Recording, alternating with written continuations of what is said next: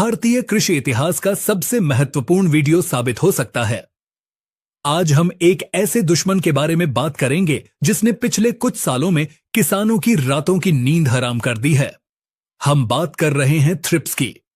अक्सर किसान भाई बाजार से सबसे महंगी दवाई खरीद कर लाते हैं, पसीना बहाकर खेत में स्प्रे करते हैं, लेकिन 2 दिन बाद जब खेत में जाते हैं तो देखते हैं कि फसल की पत्तियां अभी भी ऊपर की ओर मुड़ी हुई हैं, फूल झड़ रहे हैं और पौधों की ग्रोथ रुक गई है। ऐसा क्यों होता है? क्या दवाइयां खराब हैं या फिर हमारी तकनीक में कोई कमी है? आज इस विस्तृत वीडियो में हम थ्रिप्स का पूरा कच्चा चिट्ठा खोलेंगे। हम जानेंगे कि यह कीड़ा पैदा कैसे होता है, यह जमीन के अंदर छुपकर कैसे अपनी फौज तैयार करता है, ब्लैक थ्रिप्स का नया संकट क्या है और जब कोई भी दवाई काम न करे तो इसका पक्का इलाज क्या है।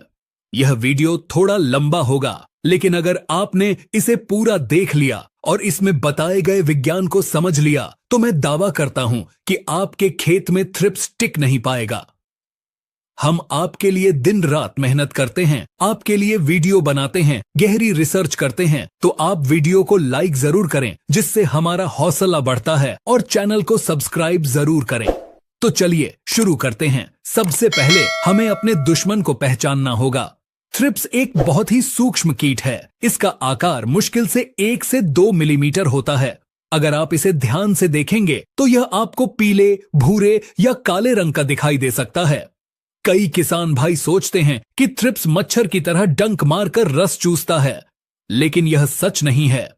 विज्ञान के अनुसार थ्रिप्स के मुंह की बनावट खुरचने और चूसने वाली होती है। यह पहले अपनी थूथन से पत्ती की कोमल सतह को खुरचता है, जैसे हम किसी चीज को रेती से घिसते हैं। जब पत्ती की कोशिकाएं फट जाती हैं और उनमें से रस बाहर निकलता है, तब थ्रिप्स उस रस को पीता है। इसी खुरचने की वजह से पत्तियों पर चांदी जैसी चमक या भूरे रंग के धब्बे दिखाई देते हैं। यह धब्बे असल में वो जख्म हैं जो थ्रिप्स ने आपकी फसल को दिए हैं। अब एक बहुत बड़ा सवाल आता है जो अक्सर किसानों को कंफ्यूज करता है। खेत में पत्तियां मुड़ रही हैं तो यह थ्रिप्स है या माइट्स यानी मकड़ी? क्योंकि अगर बीमारी थ्रिप्स है और आप दवाई मकड़ी की डाल रहे हैं तो रिजल्ट 0 मिलेगा। इसकी पहचान का एक बहुत ही सरल थंब रूल है जिसे आप अभी नोट कर लें। अगर आपकी फसल की पत्तियां ऊपर की ओर मुड़ रही हैं, जैसे कि एक नाव का आकार बन गया हो, तो यह 100% थ्रिप्स का हमला है। लेकिन अगर पत्तियां नीचे की ओर मुड़ रही हैं, जैसे कि उल्टा प्याला, तो यह माइट्स यानी मकड़ी का हमला है। यदि आप कमेंट करेंगे तो हम माइट्स पर संपूर्ण जानकारी लेकर आएंगे। ज्यादा से ज्यादा कमेंट होंगे तभी हम इस टॉपिक पर वीडियो बनाएंगे। आज हम सिर्फ ऊपर मुड़ने वाली पत्तियों यानी थ्रिप्स पर चर्चा करेंगे। थ्रिप्स एक ऐसा कीड़ा है जो भेदभाव नहीं करता। यह मिर्च, प्याज, लहसुन, तरबूज, टमाटर, अनार, अंगूर और कपास जैसी लगभग सभी प्रमुख फसलों को बर्बाद करता है। इसका नुकसान सिर्फ पत्तियों तक सीमित नहीं है। जब आपकी फसल में फूल आते हैं तो थ्रिप्स फूलों के अंदर घुसकर बैठ जाते हैं। वे फूलों के कोमल हिस्सों को खा जाते हैं, जिससे फूल सूखकर झड़ जाते हैं। अगर फल बन भी गया तो थ्रिप्स फल की त्वचा को खुरच देते हैं। आपने अक्सर देखा होगा कि मिर्च या तरबूज पर अजीब से खुरदरे निशान बन जाते हैं। ऐसे फलों को मंडी में कोई नहीं खरीदता और किसान का पूरा मुनाफा बर्बाद हो जाता है। अब हम वीडियो के सबसे महत्वपूर्ण हिस्से की ओर बढ़ते हैं, थ्रिप्स का जीवन चक्र। अगर आपने इसे समझ लिया तो आप समझ जाएंगे कि आपकी दवाइयां क्यों फेल हो रही हैं। थ्रिप्स का जीवन चक्र 4 चरणों में होता है: अंडा, लार्वा, प्यूपा और वयस्क। यह पूरी प्रक्रिया गर्मियों में मात्र 15 से 20 दिनों में पूरी हो जाती है। पहला चरण है अंडा। मादा थ्रिप्स अपने अंडे पत्तियों के ऊतकों के अंदर देती है। ध्यान दीजिए, पत्तियों के ऊपर नहीं बल्कि पत्तियों के मांस के अंदर। यही कारण है कि जब आप किसी हल्की दवाई का स्प्रे करते हैं तो वह ऊपर से निकल जाती है और अंडों का कुछ नहीं बिगड़ता। दूसरा चरण है लार्वा। अंडों से निकलने के बाद लार्वा सबसे ज्यादा तबाही मचाते हैं। ये झुंड में रहते हैं और लगातार पत्तियों का रस चूसते हैं। तीसरा और सबसे खतरनाक चरण है प्यूपा अवस्था। यहां पर एक बहुत बड़ा राज छिपा है। जब लार्वा बड़ा हो जाता है तो वह पत्तियों से नीचे गिर जाता है और जमीन के अंदर चला जाता है। जी हां, थ्रिप्स का प्यूपा आपकी फसल की जड़ों के पास मिट्टी में 1 से 2 इंच नीचे जाकर छुप जाता है। इस अवस्था में यह न तो कुछ खाता है और न ही हिलता डुलता है। यह एक समाधि जैसी अवस्था में रहता है। आप ऊपर पत्तियों पर महंगी से महंगी दवाई छिड़कते रहते हैं, लेकिन जमीन के नीचे छुपा हुआ प्यूपा पूरी तरह सुरक्षित रहता है। 3 से 4 दिन बाद इस प्यूपा से पंख वाला वयस्क थ्रिप्स निकलता है और उड़कर दोबारा आपकी फसल पर हमला कर देता है। यही कारण है कि स्प्रे करने के 4 दिन बाद ही आपको दोबारा कीड़े दिखाई देने लगते हैं।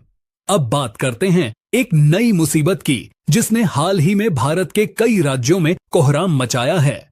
इसे कहते हैं थ्रिप्स पार्विस्पिनस या ब्लैक थ्रिप्स। यह दक्षिण पूर्व एशिया से आया हुआ एक आक्रामक कीड़ा है। सामान्य थ्रिप्स के मुकाबले यह ज्यादा ताकतवर है।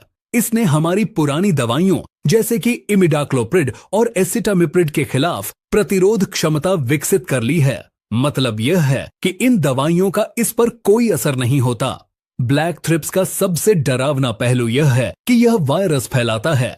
जब यह किसी बीमार पौधे का रस चूसता है तो वायरस इसके शरीर में चला जाता है। फिर जब यह किसी स्वस्थ पौधे पर जाता है तो उसे भी वायरस से संक्रमित कर देता है। मिर्च और टमाटर में आने वाला लीफ कर्ल वायरस और स्पॉटेड विल्ट वायरस इसी की देन है। और हम सब जानते हैं कि एक बार खेत में वायरस आ गया तो उसका कोई इलाज नहीं है। पौधे उखाड़कर फेंकने के अलावा कोई रास्ता नहीं बचता। तो अब समाधान क्या है? हम अपनी फसल को कैसे बचाएं?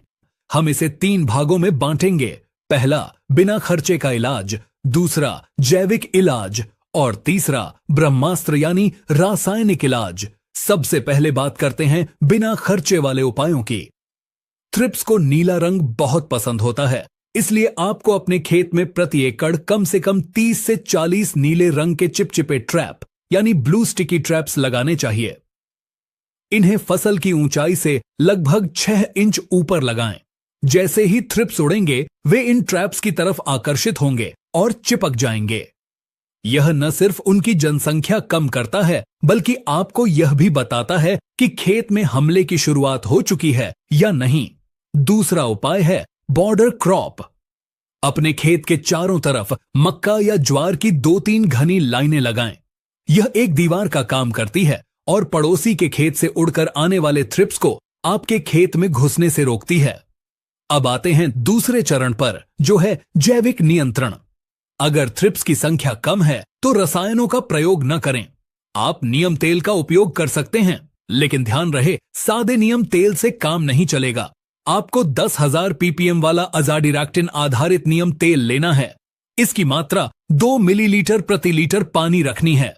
नीम तेल थ्रिप्स को खाना खाने से रोकता है और मादा को अंडे देने से मना करता है। इसके अलावा आप बवेरिया बेसियाना नाम की फफूंद का इस्तेमाल कर सकते हैं। यह एक जैविक कीटनाशक है। 5 ग्राम प्रति लीटर पानी के हिसाब से इसका घोल बनाकर शाम के समय छिड़काव करें। जब यह फफूंद थ्रिप्स के शरीर पर लगती है तो उसे बीमार करके मार देती है। अब हम आते हैं सबसे महत्वपूर्ण हिस्से पर, रासायनिक नियंत्रण। अगर हमला तेज है और फसल बर्बाद हो रही है तो हमें सही रसायन का चुनाव करना होगा। यहां मैं आपको कुछ रसायनों के नाम और उनकी सही मात्रा बताऊंगा। कृपया इसे ध्यान से नोट करें।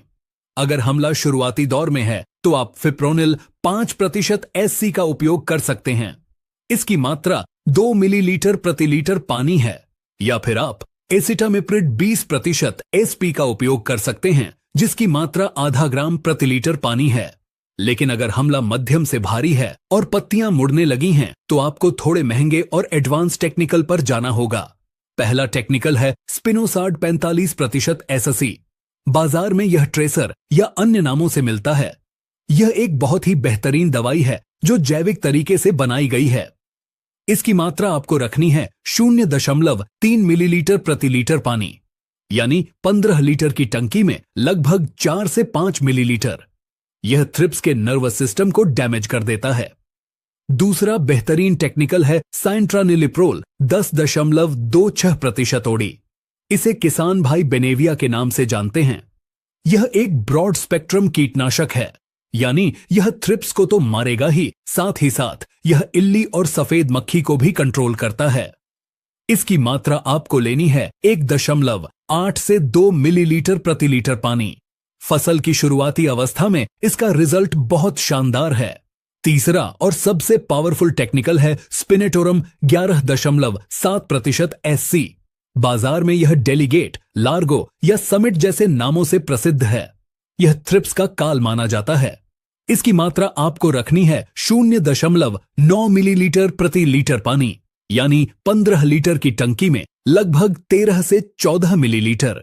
यह दवाई छिड़कने के कुछ ही घंटों के अंदर थ्रिप्स को लकवा मार जाता है और वे फसल को नुकसान पहुंचाना बंद कर देते हैं। अब बात करते हैं उस स्थिति की जब आपके खेत में ब्लैक थ्रिप्स का भयंकर हमला हो चुका हो और ये सारी दवाइयां कम असर दिखा रही हों। ऐसे समय में आपको नए मॉलिक्यूल्स का इस्तेमाल करना होगा। गोदरेज कंपनी का ग्रेसिया, जिसमें फ्लक्सामेटामाइड 10% है, ब्लैक थ्रिप्स पर बहुत अच्छा काम कर रहा है। इसकी मात्रा 160 मिलीलीटर प्रति एकड़ है। इसके अलावा ब्रोफ्लानिलाइड, जिसे हम सिमेग्रा के नाम से जानते हैं, यह भी एक नया और असरदार हथियार है। और सबसे बड़ी बात जो मैंने आपको जीवन चक्र के समय बताई थी, प्यूपा जमीन में है। तो यहां है टेक्निकल एग्रीकल्चर की प्रो टिप। जिस दिन आप ऊपर पत्तों पर स्प्रे करें, उसी दिन शाम को खेत में क्लोरपाइरिफॉस 20% या थायामेथॉक्सम 25% की ड्रेंचिंग करें, यानी दवाई को पानी में घोलकर पौधे की जड़ों के पास डालें। इससे जमीन के अंदर छुपा हुआ प्यूपा मर जाएगा।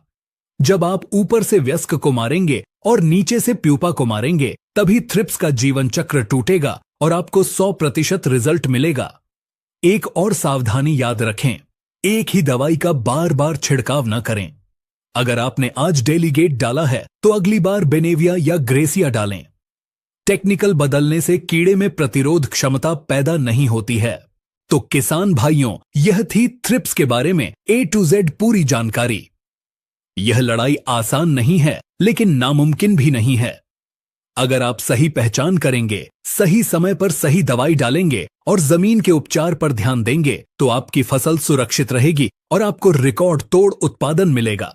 खेती में ज्ञान ही शक्ति है और सही जानकारी ही असली बचत है। हम अपने चैनल पर ऐसी ही गहरी और वैज्ञानिक जानकारी लाते रहते हैं। अगर आपको आज का वीडियो जानकारीपूर्ण लगा तो इसे अपने साथी किसानों के साथ शेयर जरूर करें।